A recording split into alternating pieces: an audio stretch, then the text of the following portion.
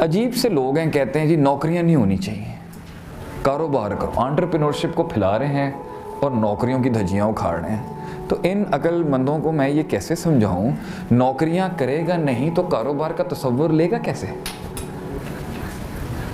जब उसने किसी नौकरी में जाके फील्ड को स्टडी ही नहीं करना, 4-5 साल लोटा नहीं उठाएगा फील्ड का, तो उसे आइडिया क्रिएशन होगी कैसे? दूसरी बात है, नौकरियां करेगा नहीं तो उसे टीम मैनेजमेंट का पता कैसे चलेगा?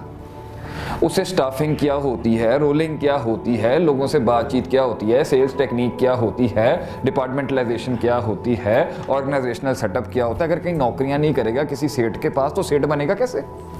अगर एक फ्रेश आलिम मदरसे से निकलने वाला किसी बड़े शेखुल हदीस या आलिम के पास जाके 4-5 साल नहीं घिसवाएगा अपने आप को, तो उन्हें पता कैसे चलेगा इंस्टीट्यूट किस तरह चलाना है?